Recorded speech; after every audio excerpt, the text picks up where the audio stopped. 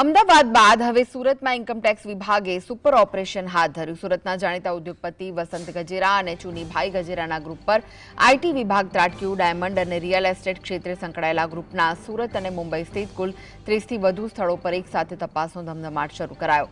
સુરતના કતારગામ, પીપલોદ અને વરાછા જેવા વિસ્તારોમાં આવેલી ડાયમંડ ઓફિસ, રિયલ એસ્ટેટની ઓફિસો અને શૈક્ષણિક સંસ્થાઓની ઓફિસોમાં પણ આઈટીની ટીમો દ્વારા સર્ચ ઓપરેશન હાથ ધરાયું હતું।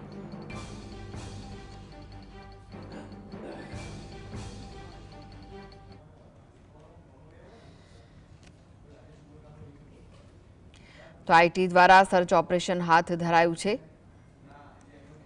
સુરતમાં આઈટીની 3 ટીમો દ્વારા તપાસ કરવામાં આવી રહી છે। સુરતના કતારગામ, પીપલોદ અને વરાછા જેવા વિસ્તારોમાં આવેલી ડાયમંડ ઓફિસ, રિયલ એસ્ટેટની ઓફિસો અને શૈક્ષણિક સંસ્થાઓની ઓફિસોમાં પણ આઈટીની ટીમો દ્વારા સર્ચ ઓપરેશન હાથ ધરાયું છે, જેના કારણે ફફડાટ ફેલાયો છે।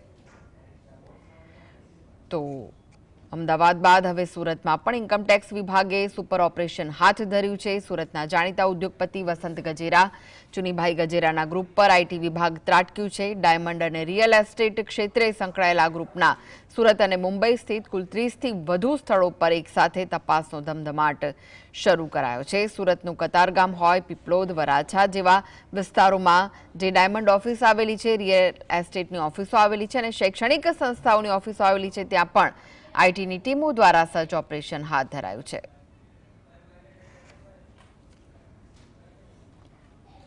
તો વધુ વિગતો માટે જોડાઈ ગયા છે સુરતથી સંવાદદાતા સાહિસ। આઈટી વિભાગે સર્ચ ઓપરેશન હાથ ધર્યું છે, શું વિગતો મળી રહી છે? સુરત શહેરની અંદર જાણીતા ઉદ્યોગકારોના ત્યાં આઈટીના દરોડા જોવા મળી રહ્યા છે। વાત કરવામાં આવે તો સુરતના કતારગામ વિસ્તારની અંદર આવેલા જે જાણીતા ઉદ્યોગકારો છે, ડાયમંડ ફેક્ટરી પર દરોડાના સમાચાર સામે આવી રહ્યા છે। જાણીતા ઉદ્યોગકારના અનેક સ્થળ પર દરોડા જોવા મળી રહ્યા છે।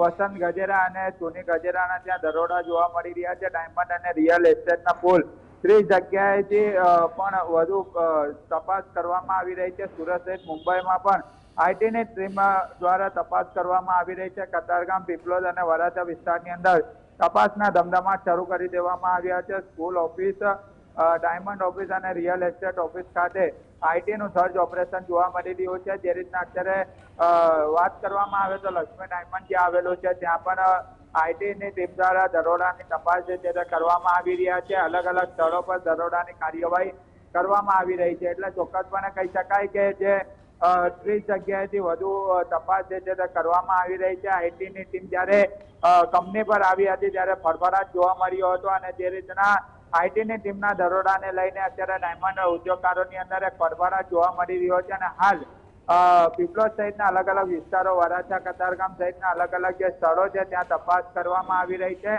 અને તપાસના અંતે કયા કયા પુરાવા મળી આવે છે તે હવે આવનારો સમય જોવાનો રહેશે, પરંતુ હાલ પર સર્ચ ઓપરેશન યથાવત જોવા મળી રહ્યું છે। જી, આભાર સાહિસ માહિતી આપવા માટે।